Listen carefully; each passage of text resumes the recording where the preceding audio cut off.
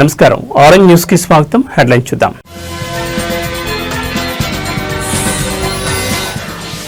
ముంబైలో మంత్రి లోకేష్ పర్యటన, పారిశ్రామికవేత్తలతో వరుస భేటీలు.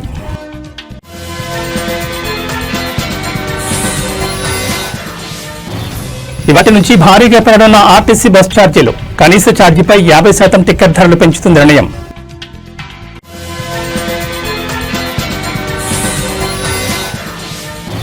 ఏఐ ప్రోగ్రామింగ్ లో ఖమ్మం యువతి సత్తా, ప్రధాని చేతుల మీదుగా అవార్డు.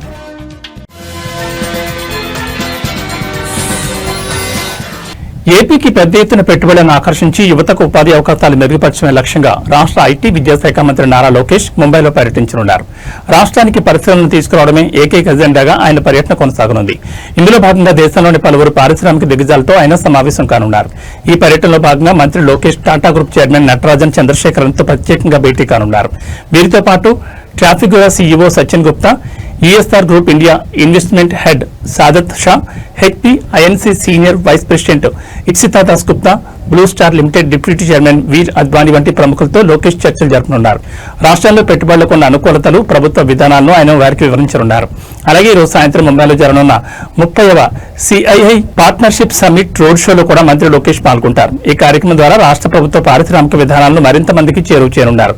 వచ్చే నవంబర్ నెలలో విశాఖపట్నం వేదికగా జరగనున్న ప్రతిష్టాత్మక పార్ట్నర్షిప్ సమ్మిట్ లో పాల్గొనాల్సిందిగా మంత్రి లోకేష్ ఈ సందర్భంగా పారిశ్రామికవేత్తలను స్వయంగా ఆహ్వానించనున్నారు. ఏపీని పారిశ్రామిక హబ్ గా తీర్చిదిద్దేందుకు ప్రభుత్వం చేపడుతున్న చర్యల్లో భాగంగా ఈ పర్యటన ఎంతో కీలకమైనదిగా భావిస్తున్నారు.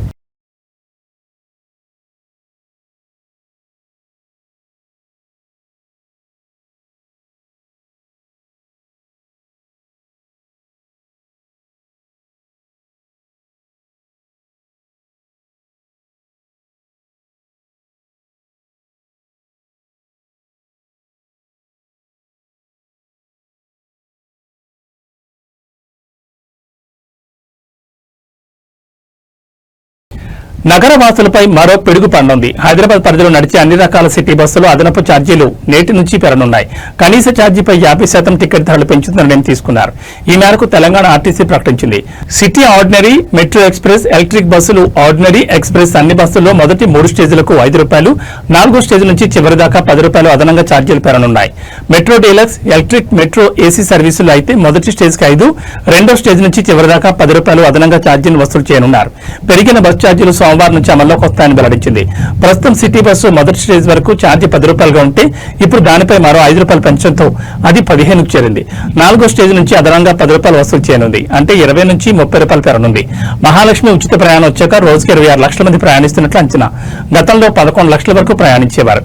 ఇప్పటికే విద్యార్థుల బస్ పాసులు, T24 టికెట్ ఛార్జీలు పెంచిన ఆర్టీసీ ఇప్పుడు ప్రయాణికులపై భారం మోపడానికి సిద్దమైంది. కాగా హైదరాబాద్ నగరంలో ప్రస్తుతం 2800 బస్సులు రాకపోకలు సాగిస్తున్నాయి. రోజుకు 30,000 ట్రిప్పులు కొనసాగుతున్నాయి. 25 డిపోలున్నాయి. 265 electric బస్సులున్నాయి.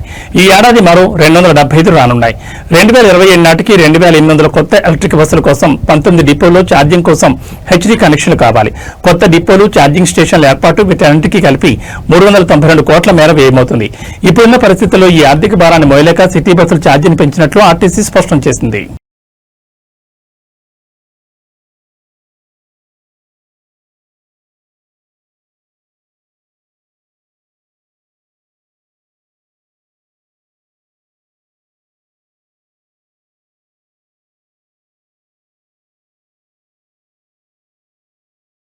Artificial intelligence programming assistant విభాగంలో ఖమ్మం జిల్లా రూరల్ మండలం ఆర్ఎంపులకు చెందిన తాండూరి పల్లవి సత్తా చాటింది. ఇందుకు గాను ఢిల్లీలో ఏకంగా ప్రధాని నరేంద్ర మోడీ చేతుల మీదుగా పల్లవి అవార్డును అందుకుంది. జిల్లా యువతి టాపర్ గా నిలవడం పట్ల డిప్యూటీ సీఎం భట్టి విక్రమార్క, మంత్రి పొంగులేటి శ్రీనివాసరెడ్డి ఆమెను అభినందించారు. ఖమ్మం జిల్లా రూరల్ మండలం ఆర్ఎంపులకు చెందిన యువతి తాండూరి పల్లవి ఢిల్లీలో ప్రధాని నరేంద్ర మోడీ చేతుల మీదుగా ఈ అవార్డును అందుకున్నారు. ఆర్టిఫిషియల్ ఇంటెలిజెన్స్ ప్రోగ్రామింగ్ అసిస్టెంట్ విభాగంలో సత్తా చాటి ఈ అవార్డును సొంతం చేసుకున్నారు. ఢిల్లీలోని విజ్ఞాన్ భవన్లో జరిగిన కౌశల్ దీక్షాంత్ సమారోహంలో ప్రధాని ఈ అవార్డును అందించారు. యువతలో స్కిల్ డెవలప్మెంట్, ఉద్యోగ నైపుణ్యాన్ని పెంచేందుకు ప్రధానమంత్రి సేతు పథకాన్ని 60,000 కోట్లతో ప్రవేశపెట్టారు. దీనిలో భాగంగానే అత్యుత్తమ నైపుణ్యం కనబరిచిన పలు రాష్ట్రాలకు చెందిన విద్యార్థులకు అవార్డులను ప్రదానం చేశారు. ఇందులో భాగంగానే ఆర్టిఫిషియల్ ఇంటెలిజెన్స్ విభాగంలో ఆల్ ఇండియా ట్రేడ్ టాపర్ గా ఎన్నికైన తాళ్లూరి పల్లవికి ప్రధాని నరేంద్ర మోడీ తన చేతుల మీదుగా అవార్డును ప్రదానం చేశారు. ఈ సందర్భంగా పల్లవి తల్లిదండ్రులు తాళ్లూరు రవి, అజిత ఆనందం వ్యక్తం చేశారు.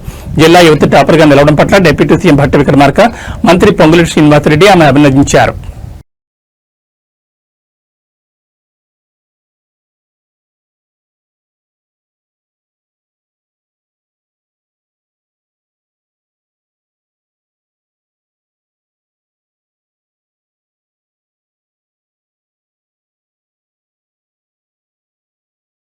దసరా సందర్భంగా తెలంగాణలో రికార్డు స్థాయిలో మద్యం అమ్మకాలు జరిగాయి. నిన్న అక్టోబర్ 2 గాంధీ జయంతి రోజునే దసరా పండుగ రావడంతో లిక్కర్ సేల్స్ తగ్గుతాయేమో అనుకున్నారు. అయినా సరే ముందుగానే కొనుక్కుని పెట్టుకున్న మద్యంతో మందుబాబులు దసరా ధమాకా జరుపుకున్నారు.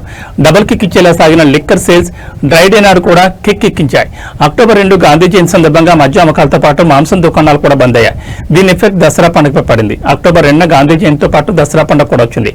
ఆ రోజు మద్యం షాపుల బంద్ నేపథ్యంలో ఒకరోజు ముందుగానే అంటే అక్టోబర్ 1వ తేదీని వైన్ షాపుల దగ్గర రద్దీ పెరిగింది. వైన్ షాపులు లిక్కర్ మార్ట్ల ముందు మందుబాబులు క్యూ కట్టిన పరిస్థితి కనిపించింది. ఈ క్రమంలో దసరా గాంధీ జయంతి ఒకే రోజు వచ్చినప్పటికీ అంతకు ముందు రోజు భారీగా మద్యం విక్రయాలు జరిగాయని ఎక్సైజ్ శాఖ వెల్లడించింది. దసరా సందర్భంగా ఏ స్థాయిలో మద్యం అమ్మకాలు జరిగాయో చూద్దాం. దసరా పండుగ వేళ 698 కోట్ల లిక్కర్ వ్యాపారం జరిగినట్లు పేర్కొంటున్నారు. ఈసారి మద్యం విక్రయాలపై నిషేధం విధించిన అమ్మకాల్లో మాత్రం ఎక్కడా తేడా రాలేదు. సెప్టెంబర్ 30, అక్టోబర్ 1న భారీగా మద్యం అమ్మకాలు జరిగాయి. సెప్టెంబర్ 30న 333 కోట్ల మద్యం సేల్స్ జరగా అక్టోబర్ 1న 86 కోట్ల మద్యం సేల్ అయింది. 2 రోజుల్లో 419 కోట్ల మద్యం అమ్మకాలు జరిగినట్లు అధికారులు తెలిపారు. సాధారణ రోజులతో పోలిస్తే సెప్టెంబర్ 26 నుంచి మద్యం అమ్మకాలు రెట్టింపయ్యాయి. ఇక బీరు అమ్మకాలు మాత్రం ఏరులై పారింది. 3 రోజుల్లో 6.71 లక్షల లిక్కర్ కేసులు, 7.22 లక్షల బీర్ కేసులు అమ్మకాలు జరిగినట్లు అధికారులు తెలిపారు. గత సంవత్సరంతో పోలిస్తే 7% పైగా మద్యం సేల్స్ పెరిగాయి. ప్రొహిబిషన్ అండ్ ఎక్సైజ్ శాఖకు గత సంవత్సరంతో పోలిస్తే ఈ దసరాకి 7% మద్యం సేల్స్ పెరిగినట్లు అధికారులు తెలిపారు. గత సంవత్సరంతో పోలిస్తే ఈ సంవత్సరం మద్యం సేల్స్ పెరగడంతో ఎక్సైజ్ శాఖకు కొంత మేరకు ఊరటనిచ్చింది.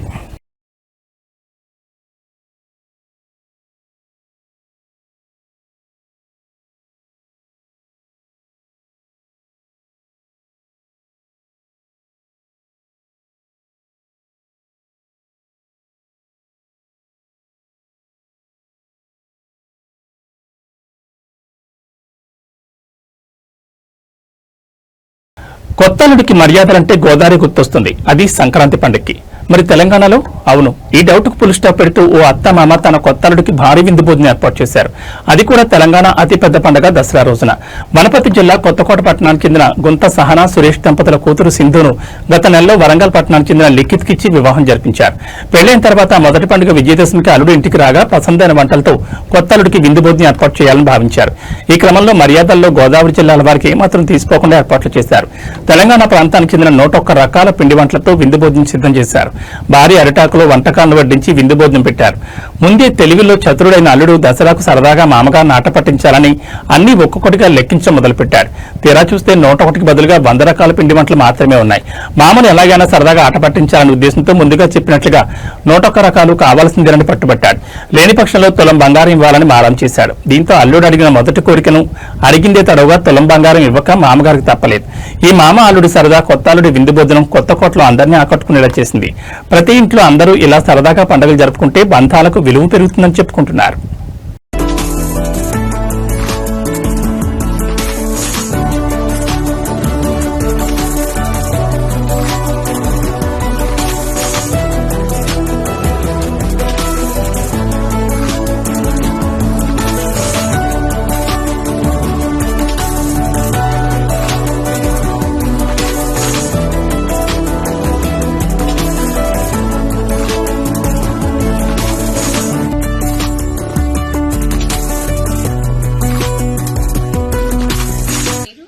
సహనా సురేష్ కుమార్.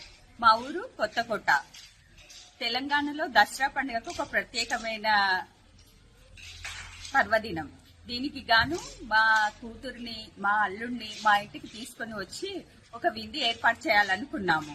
దీనికి గాను 60 రకాల స్వీట్లు, 30 రకాల పిండి వంటలు, 10 రకాల రైస్ ఐటమ్స్ చేయడం జరిగింది.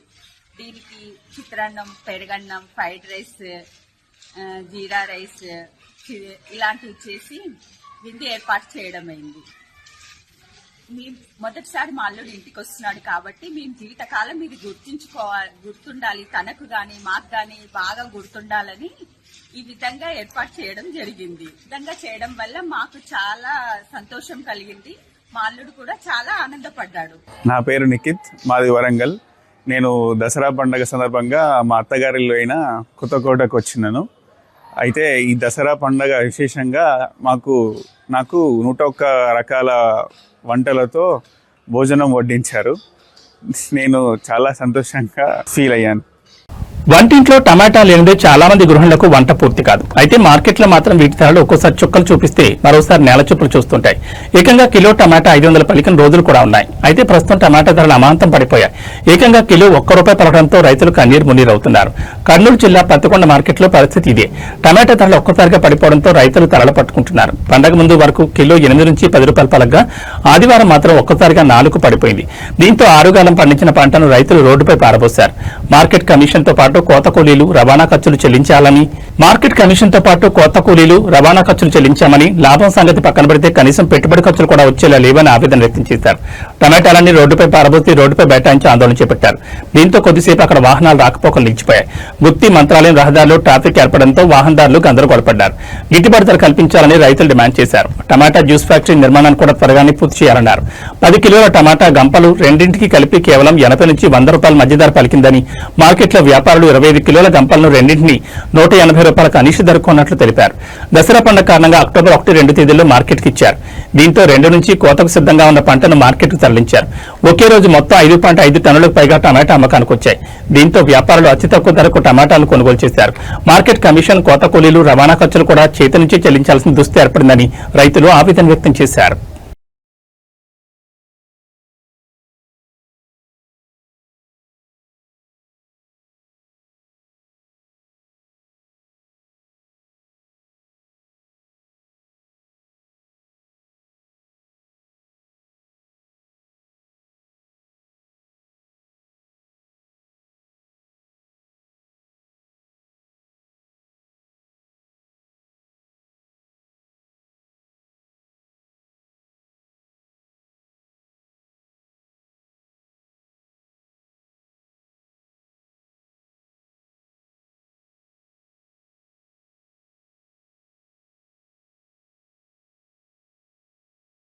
ఎల్బీ నగర్ మెట్రో స్టేషన్ వద్ద భారీగా ట్రాఫిక్ జామ్ ఏర్పడింది. దసరా తర్వాత సొంతూళ్ల నుంచి అందరూ సిటీకి చేరుకున్నారు. అనంతరం ఎక్కువ సంఖ్యలో ప్రయాణికులు మెట్రోలో ప్రయాణించేందుకు ఆసక్తి చూపించడంతో మెట్రో స్టేషన్ వద్ద భారీగా సందడి నెలకొంది.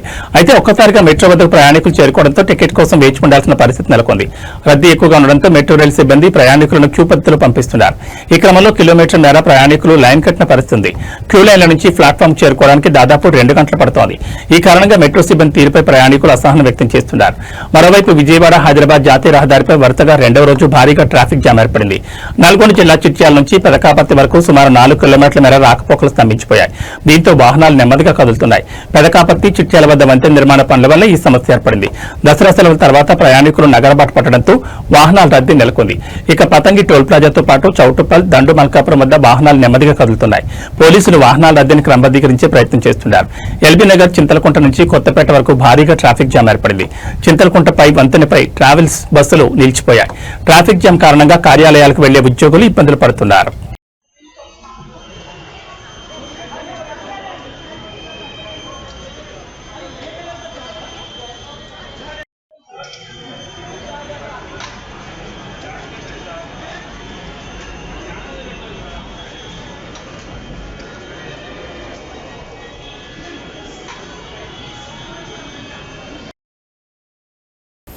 ఏబీ బులెటిన్ విశేషాలు.